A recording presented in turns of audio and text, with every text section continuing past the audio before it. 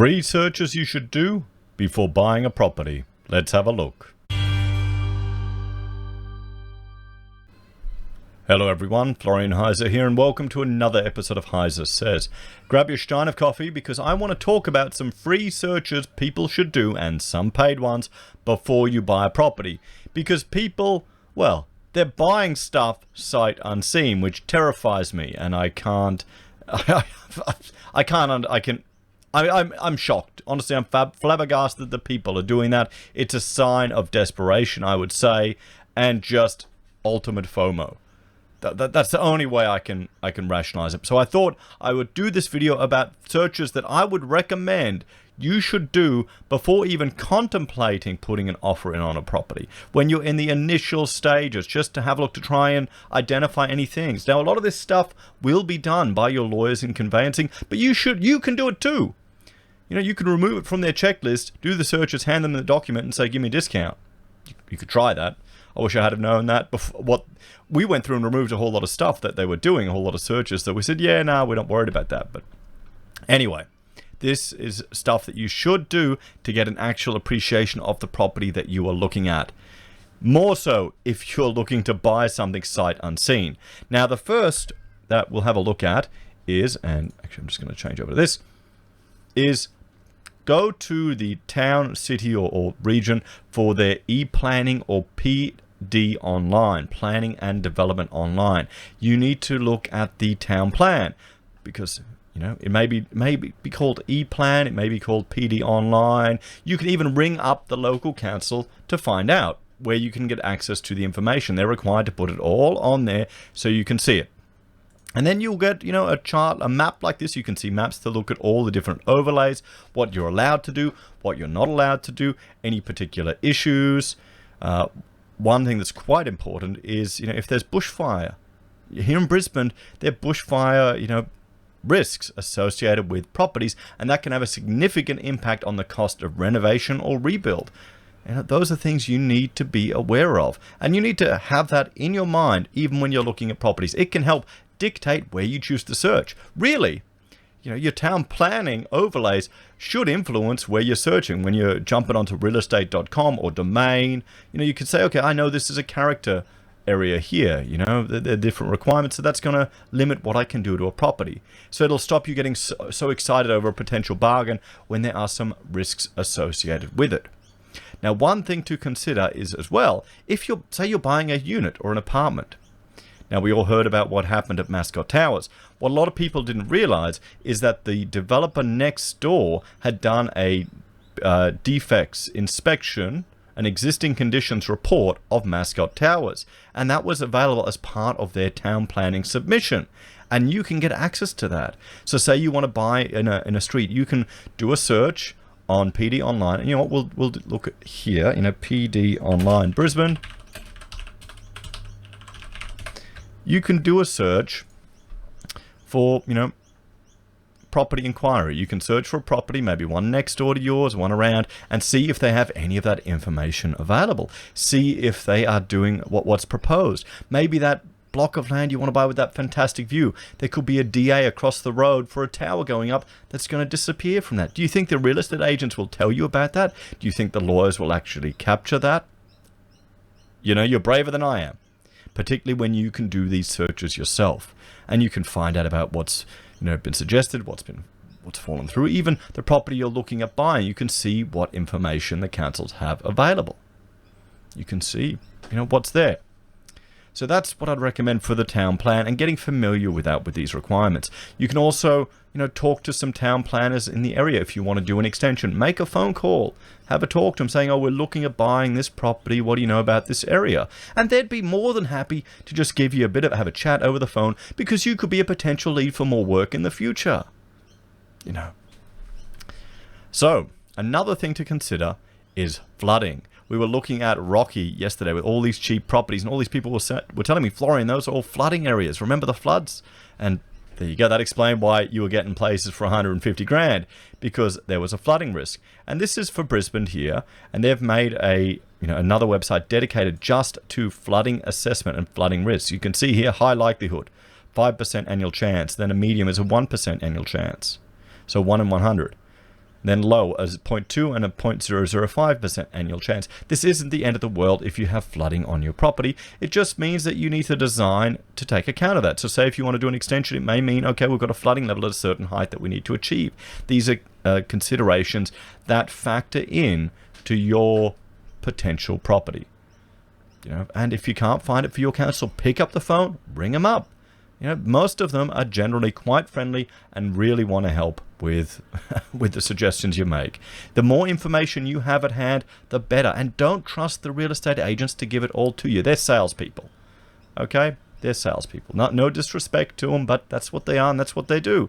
Their job is to glamorize the property and to make it inviting, to generate memories and fantasies of when you're going in there. So you'll happily pay above reserve and proudly stand in front of it when you paid 100 grand more than it was worth just to get your photo in domain. That's their job.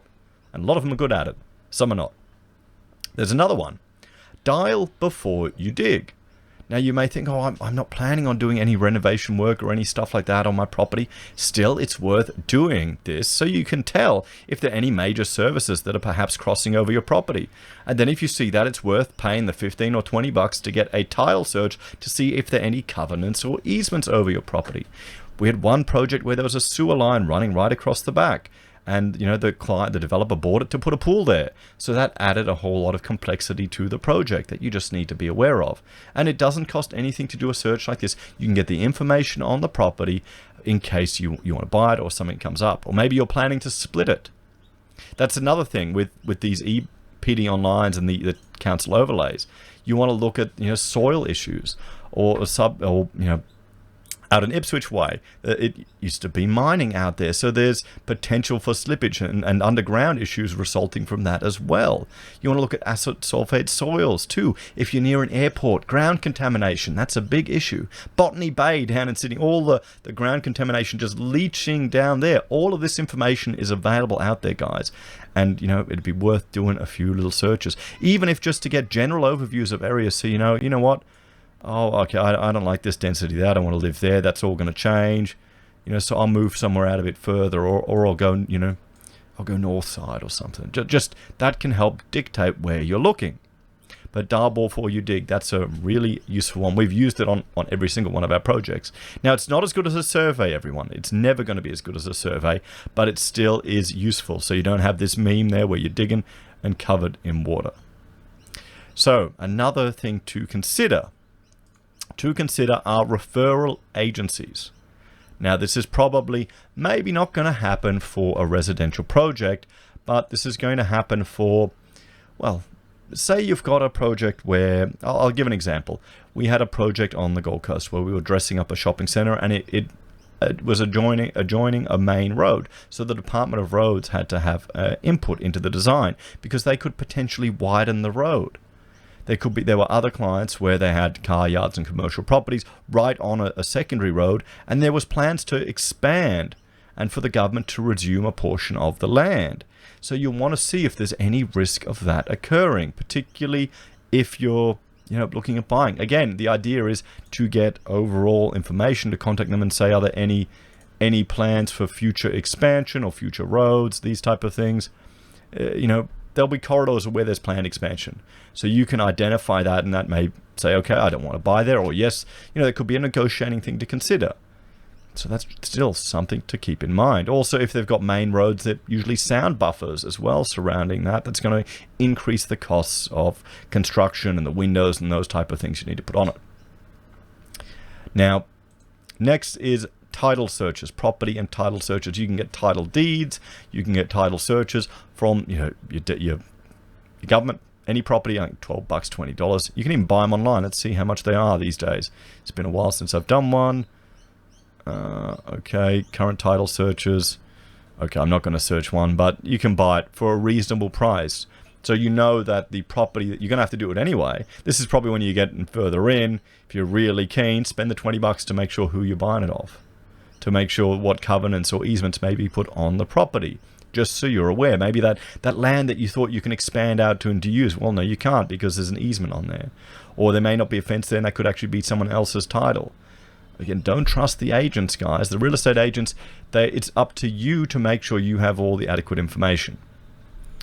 Okay, and then finally, or not finally, but another thing, this is a cost involved, is getting a building and pest inspection. Now, I can't recommend one over the other. I just literally did a building and pest inspection search on Google Images, so these images come up. I mean, the reports that you get, they've got so many get-out-of-jail-free clauses, it's ludicrous. You can't really depend on them, but it is a set of eyes. It is an expert that is going through and identifying potential faults. You know, potential things that you may be aware of. If you're buying something sight unseen, get someone to do a building and pest inspection. We were looking at a property down in Logan a few years ago, and they came up with, you know, termites coming into certain part of the building, and we used that to pull out of our offer. Because when you make an offer, you make it subject to building and pest as well to protect yourself. We're glad we did. And then, this is more so if you're buying, well, off the plan, and you know I am not a fan of buying off the plan, or if you're buying in a development. What I recommend is that you do an ASIC search.